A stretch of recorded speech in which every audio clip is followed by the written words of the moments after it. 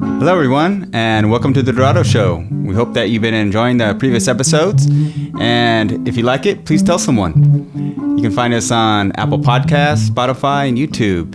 And if you want to leave a message or put out any comments, just let us know, and we'll get back to you.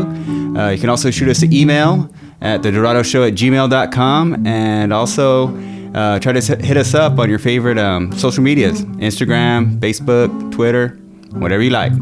So anyway, now it's on to the next episode, and we'll be going back to a little bit of Vegas, and then on to the next. All right, Dad, let's do it.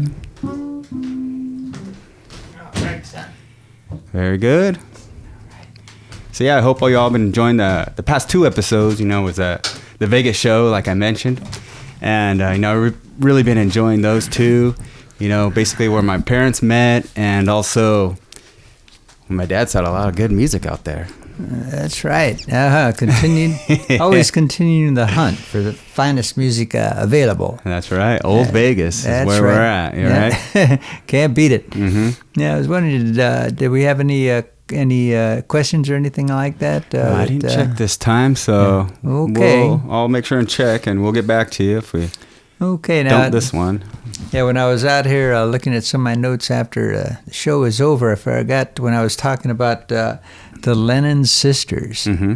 Now, the Lennon Sisters have a Christmas show in Branson, Missouri, and it's a very, very big event for them. Mm-hmm. So if you're out towards Missouri during Christmas time, the Christmas show is a must-see. It's almost like going to Grand Ole Opry or, something like that. I mean, that's what I understand. Right. And so really, make sure, number one, because of COVID, make sure that the tickets are available, and then, check it out to make sure it's still happening for this year. Right. But when I was looking it up, I go, oh, my God, I should have mentioned, they're still out there, and right. they are performing. And so if you're out on the road out there having a good old time during Christmas, and I heard it's real nice. Nice. Well, remind everybody real quick who they are. Oh, yeah. Briefly. The Lennon Sisters, there was a group back that played with Lawrence Welk, and they were all, related. So all four sang, and they grew up with the Lawrence Welk show. Mm-hmm. Lawrence Welk had a show back then, and it was a variety show, and people that... Actually, these shows, people still wore ties and suits and everything. Right. Everybody decked out to the max. Mm-hmm. And they did waltzing. And then the main instrument in that group of people were actually accordions. Oh, really? Now people that are been around for a while, that was usually the first instrument that a child would get. Oh, really? If everybody played an accordion. Uh-huh. And then I could understand it because it had, small enough to take with you. And then you study the keys, same as the piano. Sure. And then your bass tones are on the other side. So, you can go ahead and learn quite a bit of music on this instrument. Mm-hmm. And so, you could play it. All right. And then waltzes were happening and, all that kind of thing. And that was... Lawrence Welk's favorite thing, and then he'd introduce people that play with that style of music. Mm-hmm. And it was a very good variety show, and my parents would probably watch it maybe once in a while, but most of the world they'd watch it every week. Oh, really? So that was like when you were growing up. Right. Mm-hmm. This when TV first came out. So, all right. So there you got to remember when I was a child, I didn't have a TV for quite a few years. So all right. I listened to the radio. Oh, yeah. If you look at the radio behind you, which you probably can't see on camera. Right. But that's the kind of radio that I listened to when I was a child. Mm-hmm. That's why I bought it. Oh, Reminded me of back in the day when my grandpa and my dad, we'd be listening to Gillette Blue Blades commercials in boxing. And I remember my grandpa out there pretending like he was in the ring boxing. And here it is, right, left, and right. Then they're tied up, and here we go again. Hey, let's go ahead. So you just have to picture everything, right? Yeah, so go ahead and picture it. And then when you really get into it, then you start going through the motions. So that seemed my grandpa and my dad going, Oh. That's right. Ducking and hiding. Yeah, that's right. That's your own live TV right there. That's right. Yeah. All right. Nice. But anyways, yeah. So the Lennon sisters are part of that group, and there's thank God there's still plenty of people that could appreciate that style of music, and especially that Christmas theme. That was like the original. Jesus really was the focus of Christmas themes, and they were very. It's emotional. Plus that it's like downtown Disney for Christmas. That's the way I'd say. That's the way it seemed to me. Their show. Sure. Okay. And then of course Branson. Then they had the same thing. The horse carriages go up and down, and people singing carol. Oh yeah, I remember Dee when we did that in New York. We were over there at. Where were we? We were at Rockefeller Center. And everybody was ice skating, and everybody was singing Christmas carols and all that kind of thing. Oh, yeah, so, all right. It's a fun place to be during the holidays. And figured I'd mention that for the Lennon sisters. And Branson's a place to be for that. All right. Okay, moving on here. Okay, they got the plug. Yeah, Pay me later. What do you got? Right. Well, anyways, I think we were talking about Caesar's Palace when we were on that topic with the Lennon sisters. Right, yes. And then, let's see, let me look you back got your here. list of all those performers. Oh, yeah, then over there we had, aside from Frank Sinatra there performing in the main showroom. Now, Elvis would be over there at the International. Frank Sinatra would have this one over here at the Caesars. But Frank was kind enough to go ahead and bring in the lounge BB King. Oh, wow. Now, that was really, what a good trick. Oh, Frank got a lot of juice. But anyways, he got Sid, I think his name was, to bring in, he owned the Caesars back in the day. But anyways, he got him to go ahead and bring BB King in the lounge. Yeah, wow. Then all of a sudden, what a lounge show. Anytime, that's right. Yeah. Anytime BB was there, we were there. Yeah, I could. Oh, really? Yeah, I remember back then. This was early days, so he's playing maybe a 355, but it had F holes. Yeah. So there's a little bit of technical stuff. This is the guitars that have cutouts. Right, hollow body. Hollow body, and. I remember he'd bring extra napkins inside his pocket, so that way he'd be able to stick in those inside the F holes because he'd get feedback. And so it's a good trick. Oh yeah. But then if you look at BB King's Lucille, finally when Gibson made a guitar especially for BB, then you'll see there's no F holes. Right. Yeah, that's solid. Yeah, or semi-solid. Yeah. Oh yeah. So then it was pretty strange. I was there when it had no it had F holes and you needed napkins to go ahead and cover up the feedback. Yeah. That's the sound, right? That's right. Yeah. You got to think about feedback was a sound here that you get when the pickups in the guitar would go ahead and be too much for your amplifier, and then you get back and forth. They'd be fighting for first place on both, so you get a screech, Right. And some people work that out pretty good, like Jimi Hendrix. Yeah, he's the man. He worked that out well. He used to go ahead and make that feedback work for him. So oh well, let me go ahead and. Who else did that? Yeah, Albert King. Albert used. No, he didn't use that much feedback, but he did use. He did use a volume. I think he wanted to tell me one time. I think Albert did. So I turned it to 10. And that's it. That's it. Yeah. Turn it to 10. Get those sounds. That's right. All right. Yeah, that's the way it was. Yeah. I think back then, I think the wattage was something like, between maybe 20 and 40 watts. So then when you're trying to play on top of horns, you got to go 10. Oh, sure, you got to blast it, right? Oh, yeah.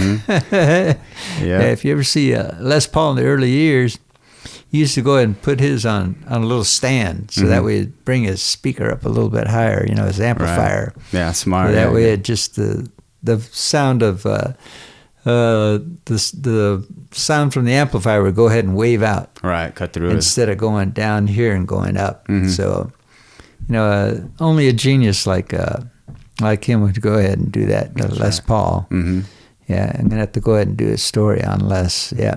All right. But anyways, yeah, his his masterful mind and being so observant. Yeah, and for then sure. all the way into his 90s, he was still playing. So what a giant! What a nice guy. Yeah, he'd play every Monday. Oh, really?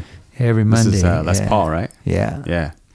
Yeah, he play over there in New York. Yeah, I can't remember the name of the club right now. But anyways, we'll hear about that later. I'll bring up Les Paul. That was one of my memorable days too, to go ahead and see Les Paul, and then he did an autograph for me too. All right.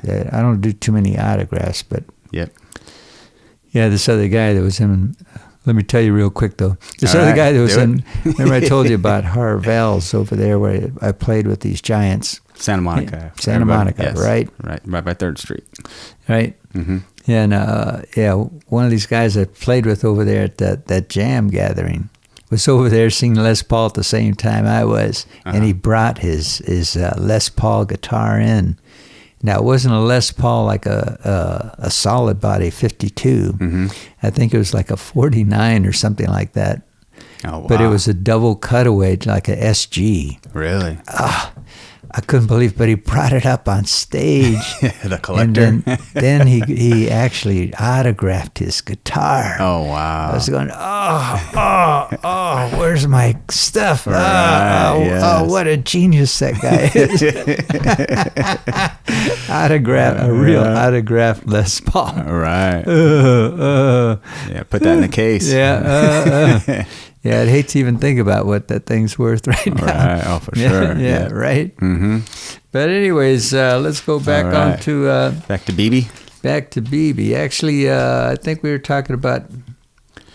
actually, Frank was playing in the main showroom. And then, they also had in the main showroom Dionne Warwick, and her and Burt Baccarat had a lot of hits in the 70s.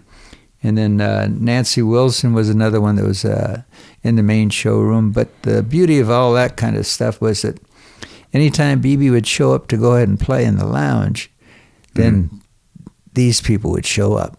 So you'd be running into these people right there. Oh, they're there to watch as well. Oh, yeah. I remember... I think one time I watched, I think Dionne slapped Nancy Wilson's ass to get by. She goes, "Hey, come on, get out there." Yeah. It was awesome. Just seeing the real deal. Sure. No highbrows about each other. Everybody's friendly, and it was just really, just wonderful times to go ahead and see BB there. And then aside from that, when he played at that time, his tempo was a little bit slower. Oh, really? Oh. So he wasn't doing the same tempo that he was in later years. So inside that time frame, the length of his notes were spectacular. Oh, and then the emotion that he put in the note was just unreal. And then he had extremely good communication with the group of people he was playing for. So he could figure it out. And then, of course, the only time I'd see him at Caesars there was when he was playing to the top people in the business. Sure. So he had his A game all the time. Right. Getting ready for that next show. Oh, yeah. So I go, just putting it out there. Yeah, because, I loved Beautiful. Albert and I loved Freddie King. Right. And that kind of thing. But then BB's spectacular way that he presented everything. And then I talked to some of the other people in the band there, and they were telling me that, he'd never played the same thing twice. Oh, really? So he played every day was a little bit different. Sure, so, I imagine. The same selection of songs, but he'd play them just a little bit different. Right. So that way he'd never get bored, And the other part, too, was that his touring schedule, I think he did over 300 gigs a year. Jeez. So that was almost like a spot every day someplace else. So this what do you call a road warrior? A workhorse. That's right. Yeah. Ooh, man. Didn't stop. Yeah. But again, he loved it. So you do what you love, right? Yep. Yeah. Let's see what I got Yeah, here. just trying to make it, and it was tough back then too. Right. Well, not only that, then the money part of it. Right. Because here you're supporting a full band. And then to go to some of these places, I remember when I was driving through the South, there's no money in the South. And so it's just like you had to strategically make sure that you had enough money to fund you to the next spots where the money was good. And then he still played the other circuits. Remember I mentioned like in Waco? Yes. Played over there. There's no money in Waco. Population of maybe, back in that day, maybe 20, 30,000 people. And then this good old boy music, it's country music. That's right. And so for him to come in with city blues, yeah. I don't know. I'm not going to spend more than $2 to get inside there. What's $5? Are you kidding me? Right. I'm not going. Then besides that, nobody made any money either. So, talking 50 cents an hour back in that day. Wow, so that's pretty crazy. Just think about that period. Oh, yeah, yeah. So, but anyways, let's see. Just had a real good time. And then actually by looking at them and then in my period of that time, the lounge shows, I believe that I stuck in my mind that one day I'd end up talking to him. Right. And one day, I'd be able to go ahead and be eye to eye, speak whatever. Sure. So that's stuck inside my brains. And I think that's another reason I was, we were on the same mental plane there. Because I remember when I talked to him. Yeah, so I was going to say, so you did eventually talk to him. Oh, yeah. Yeah, eventually I finally looked at his eye to eye. Then I remember his eyes were brown, and they had a little bit of blue on the outsides. And I was like, hey, yeah, hey, what's going on? Yeah. Then I remember I thanked him for, when I did talk to him, said, oh, the best concert, I've seen you so many times, it's unreal. And I still want to see you more. Yeah. And then, I should probably get into that story another time. But I let the cat out of the bag on that one. All right. But anyways, pardon? Whatever you want. Yeah. Yeah, that's, we'll go into that one at a different time. But right now, the story that I wanted to run into this time was, what did I put down on my little notes here? Oh, yeah. In Vegas there, I seen BB King and Ike and Tina Turner so much that I can go through every single note and know when everything was on or off and know who to go ahead and signal when something was wrong or right. So everybody knew me at the booth. Oh, that's funny. The sound guy would ask you. That's right. How's that? How's the sound over there? Right? The right side over there's got to go up. That's right. The horns over here. You can't hear. Watch him. Right. Oh, that's so great. Yeah. Get him a towel. Get him a towel. Everybody running sound. That's right. Yeah. Oh, that's great. Everybody look at who's this guy? Right. I don't know, but just do what he says. I'm gonna dial you in right now. Yeah, way too much fun. I'd find myself do that as well. Oh, do you? Yeah, see? Yeah, you can't help it, right? You start going from one side to the other. Like, you want to get where the good spot is. Oh, yeah, right. It's usually by the sound guy, but if there's, you're off to the side or something, it's dead spot. It's like, Right. Yeah. Usually I hit the back end, the middle first. Then after that, then I decide what needs attention. Then I go either right or left. But right. Yeah, my favorite side, I think, is left side, I think. Stage right, I believe. But anyways. The good ear? Yeah, the one that I can still hear. Right. That's right.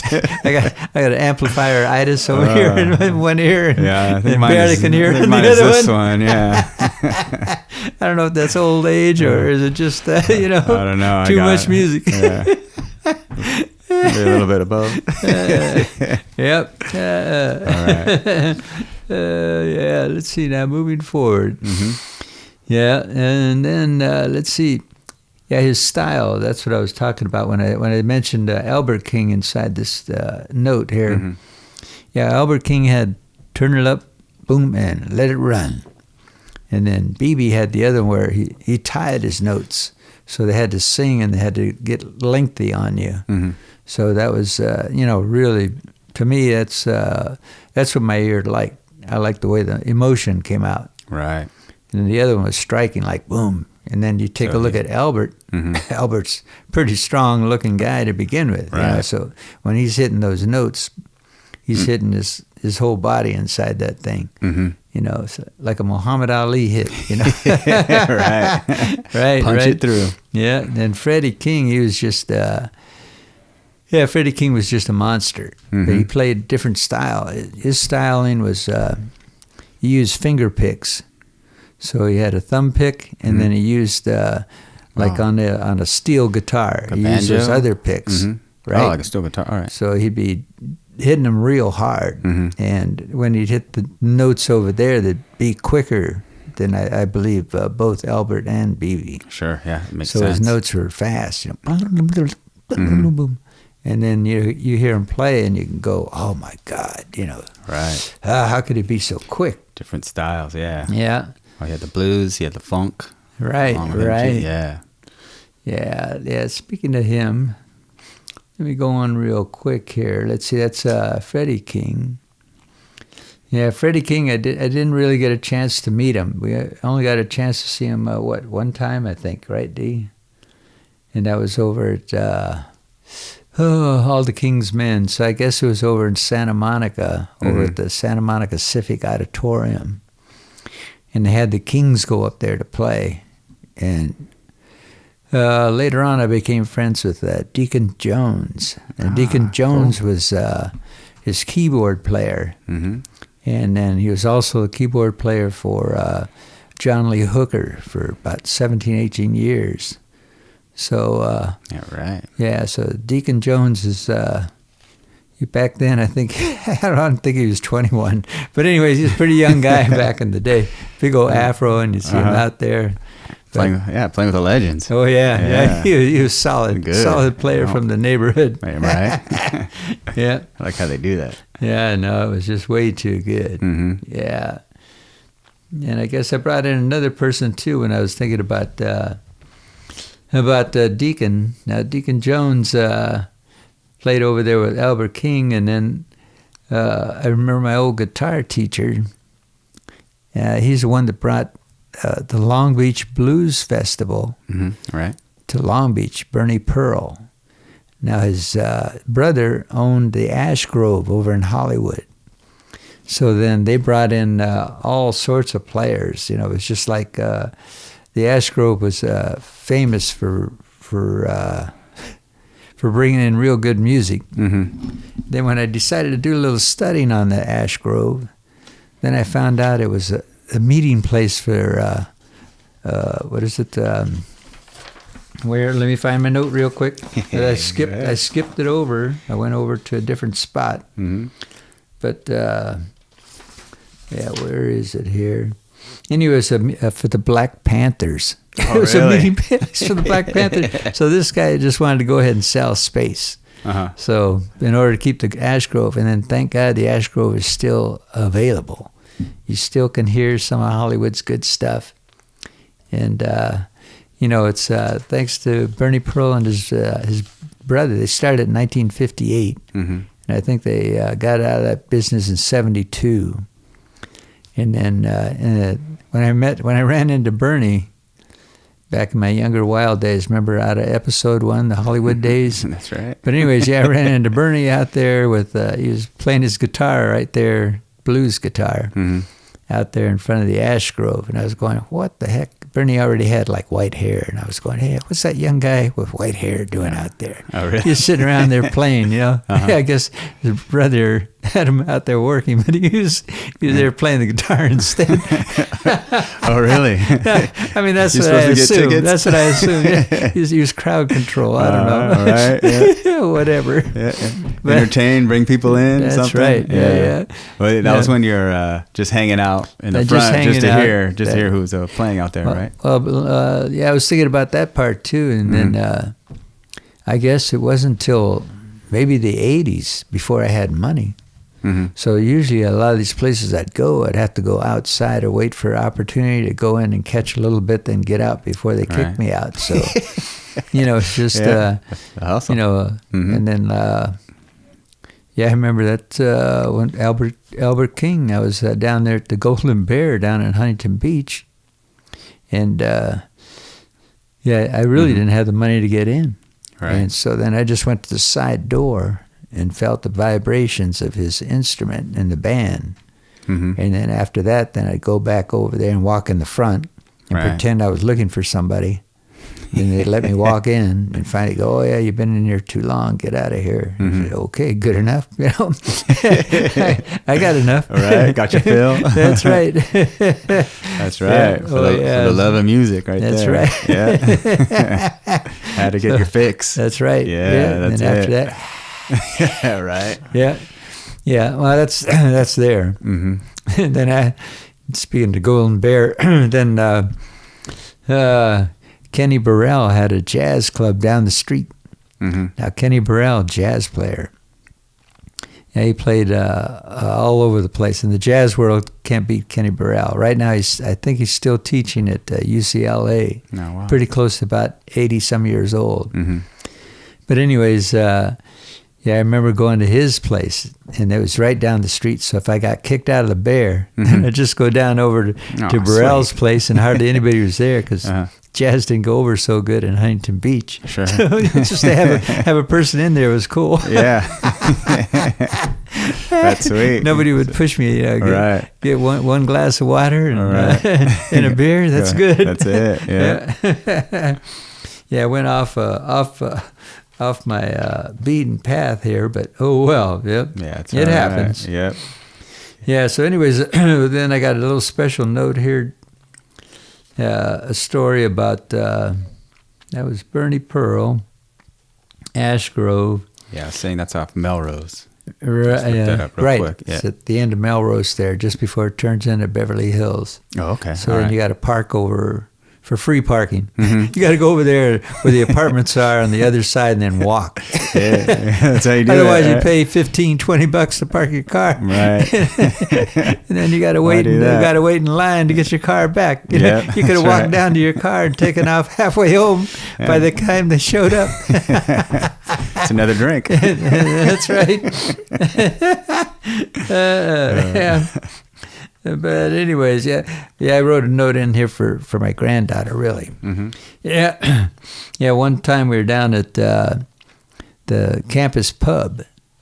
We were down there for Father's Day. So all you guys, the kids, everybody, everybody else. Off-campus pub, Off-campus pub. Be in Fullerton. Then here's my granddaughter over there, and her dad probably didn't like it, but I brought her over there with us. Right. And then who was there? Deacon Jones. That's right. So I had her take a picture with Deacon Jones. Yeah, it was awesome. That's right. And then my hero was over there too, Finest Tasby. Mm-hmm. Then Kurt Fletcher. Kurt Fletcher, #1 guitar player around the world. That's right. Come on. Yeah. Then Deacon Jones on the keys. Yeah. Ooh. Powerhouse right there. Powerhouse is right. Yep. And then Finest Tasby, Delta Groove record people. Mm-hmm. If you want some good blues and that kind of thing, Delta Groove's the way to go. Sad to say, but it's folded up now. So if you can go ahead and pick up anything by Delta Groove, go ahead and do it. Mm-hmm. And then, it was a real good record label. And I'll be giving you information on how to go ahead and acquire that after we have our special guest on another program here. I'll bring in Art, and then, great, yes. Then we'll talk about Charlie. Charlie's got so much music he wants to go ahead and liquidate. So he's been in business since the 70s. Mm-hmm. And any kind of rare stuff, he's got it. All right. And then for vinyl, then Art's got it. So. Yes. Mm-hmm. So, anyways, we'll discuss that later on when we do the art appearance, and then Sounds good. we'll go ahead and let people know how to go ahead and acquire some of that vintage stuff for reasonable prices. Yeah, get some great records. Yep. Oh yeah. But anyways, so that was here's Deacon Jones. I put down who he's played with. Mm-hmm. Go for it. Then over here, Deacon Jones. He's a band leader for John Lee Hooker for 18 years. He worked together with Curtis Mayfield, Superfly. Mm-hmm. He toured with Eric Clapton, Elvin Bishop, Joe Cocker, Joe Louis Walker, Carlos Santana, Buddy Miles, Albert Collins, Robert Cray, Johnny Copeland, Hank Ballard, Nell Redding, Mick Fleetwood. Oh, that's real nice. Willie Dixon and Stevie Ray Vaughan. Jeez. All the giants. That's right. My granddaughter right there. That's right. Yeah, we saw John Lee Hooker together. Oh, yeah. Universal Amphitheater. Right, yeah. Deacon Jones there? I don't remember. Yeah, he had to be, yeah. John Lee Hooker opened for Santana. See, there it is, the pair. Yeah. Right, yes. Yeah, and then there's Deacon. Deacon's in the mix. Yeah. Yeah. I think when you say that, then I keep thinking about Little Eddie. Mm-hmm. Little Eddie used to be the driver for Carlos. Oh, really? Yeah, Carlos Santana. Mm-hmm. He was during the course of the year. I think he was at Berkeley. He was a teacher, but then during the summer months. Then after that, he'd be the driver for Carlos. Wow! So that way he could play his congas and everything. Really? So he got a chance to play all the time with the big boys. Wow! Yeah. And then he was the one because he didn't drink, So he's solid driver. That's right. Let him behind the wheel. That's right. Eddie will get us there. All right. On time. All right, yeah. On time. Need him in my band. That's right. Oh no. Yeah, let's see. Quick story about BB King. Mm-hmm. Yeah, let's see. On this one here, yeah, I heard that BB King was going to be getting a star on the Walk of Fame. So then I figured I'd go down to Hollywood to go ahead and check BB King out, getting the star. I had time to get back to Brea from Hollywood. It was my son's appointment to get his driver's license. Dang. What a downer. Did you hear that? Oh, Dad. I knew it would be tight fit, but I could do it. Yes. So here I was in Hollywood waiting for the event to start. I had my suit on and I was wearing a BB King hat. Mm-hmm. And that was a hat I think I picked up at the Coach House down there in San Juan Capistrano when I was seeing BB. Sure. Because I remember him coming down from the green room right on the side, and then I was right there at the end of the staircase. Yeah. All right. All right. Got to say hello. Get some of that energy. Hey, all right. All right. Yeah. That's right. But anyways, yeah. So what happened was, and I started talking to some of the musicians that were there in the crowd, and they were there. Mm-hmm. Crowd control kept moving people away from the area, so they wanted to control the crowds. Mm-hmm. So they started moving everybody. But they left me over there with the musicians. So here I am with the musicians. All right. So I'm inside the rope. Yeah, you fit in. Everybody else is behind the rope on the other side of, I think they even put up a steel, one of those steel guards or whatever. Sure, right. But I was right there. Yeah, the right gear on. That's right. Yeah. So I ran into, B.B. King's sister. There's a lady I was talking to. Mm-hmm. And then... I was talking to a drummer too. I can't remember who it was, but anyways, we were talking right there, and so I just kept on talking. Sure, yeah. Then finally, here comes Johnny Grant. Grant's the one, the honorary mayor of Hollywood. Okay. Mm-hmm. So then he comes up, and then later on after that, then here comes I think it was MCA Records. Mm-hmm. Here comes all the executives and everything from the record company. Oh, wow, yes. Here I am right there with a mix. All right. Yeah, that was just flat awesome. That's great. Yeah, Right? I'm over there going, all right. Yep. Wow, is this ever good? You know? Fit right in. Oh, yeah. Yeah. And then I'm suited up. I got a tie, the whole Right. thing. I must have had a job interview earlier or something. Who knows? But obviously I didn't go. Yeah, that's right. But I was dressed good. Better things to do. And it paid off. Yes. Yeah, so then the ceremony started. Then right there was BB King right next to me. Mm-hmm.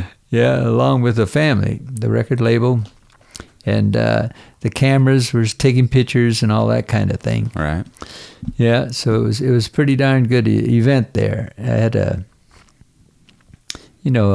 celebrity moment. I was right there in the mix. Right. Yeah, and I put down here his star on the Walk of Fame is at 6771 Hollywood Boulevard for people we didn't mention to say hi to our German people. Oh, that's right. Yeah. It's all good. Yeah. Got a chance to now. BB? Yeah. BB and the Blueshacks. Got the shout-outs to you now. That's right. Next time you're out here, 6771. I'll take you myself. Hollywood Boulevard. The star is located right there. Mm-hmm. Right down the street there from Grom's Chinese Theater. Not too far, a couple blocks away. But anyways, in case we don't meet up, just remember 6771 Hollywood Boulevard. All right. That'd be a great time. That's his star right there. Mm-hmm. And now let's go. Oh yeah. Then after we got the star done, everything, we took the picture. Then all of a sudden it's time, limo time. Right. The group of us, me included, we're supposed to go ahead and take off in the limo to go take off to Johnny Carson show to do the taping. Mm-hmm. And Johnny Carson, for people that are not as old as I am, Or but anyways, it was or like myself. right. Yes. It's like being on the Jay Leno show or Jimmy Fallon show. Right. It was one of those shows at late at night. Right. And then the limo was there to take me. Mm-hmm. But could I go? No way. Dang. Little son's license time. I got to go to Brea. Oh, man. I had no idea till now. I just remember you getting ready and you're like, all right, I'm going to go to Hollywood to catch BB King. He's getting a star. That's what I remember just, back then. Yeah. See? Yeah, I had no idea. Yeah. It was right there. And I was going, So you could have been to... Yeah, so it's for my driving test. Right. Yeah, it's for your driving test. Come on, that's one of the biggest things there is. Yeah, that's true. Yeah. That's right. I couldn't mess up on that. My license right when I turned 16, basically. Yeah. Right. Yeah, that was it. That's right. Yeah. So how big was that crowd all the way around there? Was there? Yeah, it was sizable, but it's during the week. Yes. And then it wasn't like a weekend crowd, but it was I don't know, maybe 200, something like that. Still good, yeah. It was fair size, enough where they needed to put up the steel guards up. So, that's right. Yeah, yeah. So, anyways, and that's our surprise for you this time. So yeah. They said, I had a surprise one. You're right. And then the stars on the Walk of Fame for a lot of people that aren't hadn't been out our way, West Coast in Hollywood. Yeah, the original stars and stuff like that happened in front of Grom's Chinese Theater. And that's at 6925 Hollywood Boulevard. So you get to see famous movie personalities with their, like Marilyn Monroe, things like that. Their footprints are inside there with their handprints. Right, yes. And then it puts down the year and who the person was that got their John Wayne. I just remember his feet were so small when I looked at him. Hey, his feet's supposed to be bigger than that. Right. But anyway, yeah. That's funny. But you go from that point and then just go up and down Hollywood Boulevard and you'll see all the stars that were part of the movie industry, Mm-hmm. and then not only that, radio industry and the entertainment industry. That's what I should say. Right. And then it's really really a lot of fun. You go over there and go to one of those little star booths, and then you find out what celebrity you really want to go see the star, and then you can go down there and get your picture taken right there with the star on the Walk of Fame. Yep, that's right. Just don't do it at night. But anyways, I do this one in the day. Yeah, get there in the morning. You can power wash that stuff at night. That's right. Yeah. The cleanup crew. That's right. But anyway, so that was our little star there, for Johnny's surprise over there. Right, that's right. What happened on that particular Terrible. day? Mm-hmm. No, it was great because then I accomplished both, and then plus that, I was there with BB. The next day, Mm-hmm. I was down over. There's a place called the Rock Hall of Fame. Now that's rock and roll, and it's in front of the Guitar Center. Right. And that's at 7425 Sunset Boulevard. And that place there has B.B. King, Carlos Santana, you name it. I got Bill Monroe, Doc Watson, Lightning Hopkins, Reuter. Oh, no, that's a different group there. I'm sorry. Scratch that. Okay, here we go. We'll go again. Anyways, Les Paul was there. Mm-hmm. Yeah, Eddie Van Halen. Oh, wow. Yeah. Mm-hmm. Yeah. Too bad for Eddie. Yeah. Yes. Yeah. Legend himself. Good fight. Fight. Oh, yeah. Did a real good fight. Mm-hmm. Yeah, Stevie Wonder, B.B. King, Brian Wilson, Carole King, Herbie Hancock, Blondie, Queen, Run DMC, DJ Master Flash, Grandmaster Flash. Grandmaster Flash, Grand Wizard Theodore, Mm-hmm.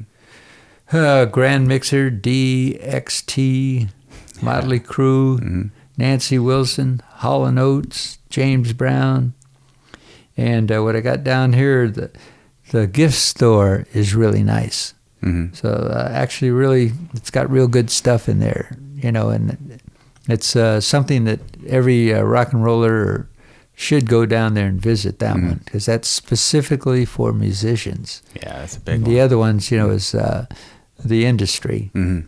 And so, and then aside from that, I put down on my note here, now if you're in the mood, just go inside the Guitar Center and try out a $10,000 guitar. They'll let you go ahead and play one. That's right. It's great.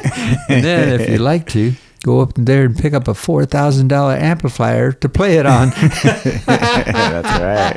It's too good. It's worth your ride. Get the real sound. You get the real sound. I mean, you can't beat the real sound. That's right. Yeah. Yeah. But I put down there, check out for COVID restrictions. Yeah, that's the bad thing. Mm-hmm. But I put a little note down here. To listen to a $4,000 amplifier, too good. It's like driving a Bugatti. That's right. They throw all your amplifiers, everything away once you hear what it really should sound like. Exactly. But the thing is, I put another note down here about check for COVID restrictions. Now, I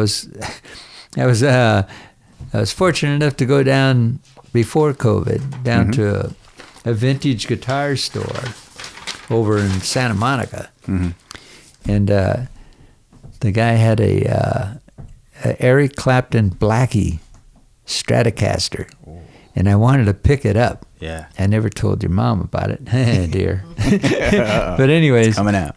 yeah. Now I seen it. I knew I wanted it, but I wanted to hear it on a black face Fender amplifier, so I wanted to hear both of them. That way, duplicate that beautiful sound that Clapton puts out Right.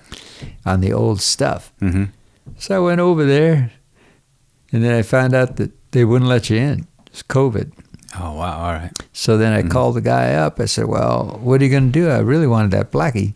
Mm-hmm. If you got it for whatever price I told him. Right. I said, I think I'll take it. Mm-hmm. So the guy tells me, you got to go ahead and put an order in it, and then you go buy it now, and then we got a return policy where if you don't like it, you could bring it back in 10 days. Mm-hmm. What? You know, Nice. I'm going to go pick up a guitar that I forgot how it played, but I knew I wanted it.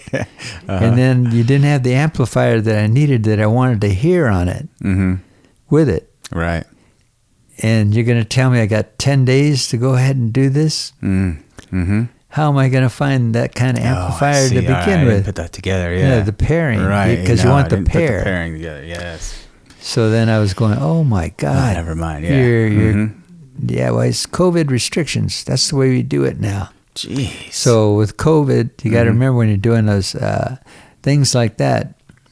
Oh, I just remembered another story on that one. Yeah. Anyways, let me finish this one.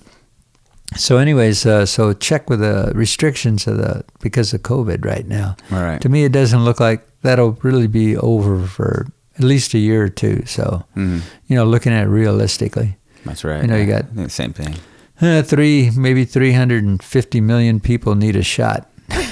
Now, if you can't go ahead and take care of maybe 2 or 3 million votes, how in the hell can you go ahead and inoculate 360 million people? That's right. Now we got a bigger problem, I think, inoculating people than we do go ahead and counting votes when everything stays the same and there ain't no change. Whoops. Diana told me, don't get political. Sorry, dear. But anyways, we're getting close to election time. But anyways, call ahead of time. That's it. Right, well, one thing too. Some people, some places could be different, so it all No, depends. well, really, I went to Guitar Center out in Cucamonga. Oh, really? And they let me play everything. Right, yeah. So it's just same with Jim's music and with Tustin. Oh, yeah. Yeah, they'll let you do it. Yeah, I went to one, I can't remember the name of the place over in City of Orange. Do you know that place? Over on Main Street. No, I forgot the name. I found a guitar that I have. Uh-oh. Yeah. This one's I gotta. I mean, there's I'm gonna get and then I gotta. See, all right. It's a gotta have. Yeah. But anyways, I went inside that store and they had it. They let me play it, but they told me if I wanted to play it on I wanted the vintage Fender amplifier to play it on. Mm-hmm. So he let me use a Bandmaster. Right. With a head. Yeah. Then I went to pick it up and I go, there's no way that I got it. I could never even pick that up today. Mm-hmm. Even though the head comes off. But even the speaker cabinet's just way too big. Mm-hmm. And then what car could accommodate that size speaker cabinet? Right. You got to have a pickup truck or something. That's a tank. So it's just like, no, what I need is just a, 30 watt, 40 watt small Fender amp. Mm-hmm. And then the guy tells me, well, we got our shops all over different places in Southern California. But the place that you need to do to go try that out is to go to Sherman Oaks, at the main store. So a word to the wise, if you really want to go try out vintage stuff, then just go to the main place. Because what they do is they set up different places to go ahead and sell their product. Right. But you can't try it unless you go to the main place. So, it's a pretty interesting split. Yeah. Because the guitar I wanted, I had to try it on to go ahead and see. I wanted the bass tones. Sure. So that was the whole thing. I wanted the bass tones out of it. Mm-hmm. And so I tried a Bandmaster with it, and the bass tones were too bassy. I'd knock out my bass player because they were really deep. Mm-hmm. And then what I wanted was a smaller wattage, and then I didn't want those tones that way. Right. And then so anyways, word to the wise, just go ahead and check everything ahead of time, especially under the COVID thing. Right. Yep. And make sure that the store that you go to is really what you want to do, because you'll end up buying something that you really not as happy as you would be. Right. Don't want to do that. Right. Yep. It's easy to do. Yes, for sure. Yeah. And then I think I got the cue from the little my lovely wife over here telling me, John, shut up. No. So, anyways. Do you have one more thing on there yet? Or No, That that's was it? well, I think that's good. If not, I'll right. get it back next week and go over. I'll go over my material, and if there's anything I missed, then I'll just pick it up next week. Mm-hmm. But anyways, yeah, just I guess I have one more thing. Then my BB King story. Right. Oh, right. I got to see him once over in Universal City Walk at BB King's. right. Yes, I think we all met together. Yeah. That was, I think, my only time seeing him, which was a shame. I only saw him once. You know what that was, don't you? No, I don't remember. Yeah, it was. He opened the club there, Mhm. and it was like his birthday kind of celebration. Oh, that's right. So Yes, then you okay. had not only BB King, Mhm. you had what's his name? The guy that drives. It was so many artists there that night. Right. You caught the biggest night of that whole place. Oh, that's awesome. I remember being on, up top, Oh, there are yeah. different levels, right? Right, Yeah, I right. remember Oh, being up yeah. top and just that was just like one of the best spots there. You Oh, got yeah. full view and the sound was awesome over there. Oh yeah, Junior Guitar Watson. That's Ah. who it was. Oh, really? Yeah, even he was at because all of BB King's buddies were Mhm. there. Yes. And so it was like, oh my God, look at, it was on and on the list. It was Right. just, spectacular. Oh, yeah, he sounded so sweet too. Oh yeah, Mhm. heck yeah. He was there, with the real players from all Mhm. over. Yeah. That's right. Yeah, everybody came in, so you cut the best. Ah, Yeah. see. All right, There you son. go. All Yeah, right. yeah. Thanks for that. All right, then I guess on that note, Yeah, let's right. wrap it up. There we go. All right, very All good. right, very good. All right, and bring this over. And have a good week. And remember to vote now. Yes. All right. All right. Cheers. Cheers.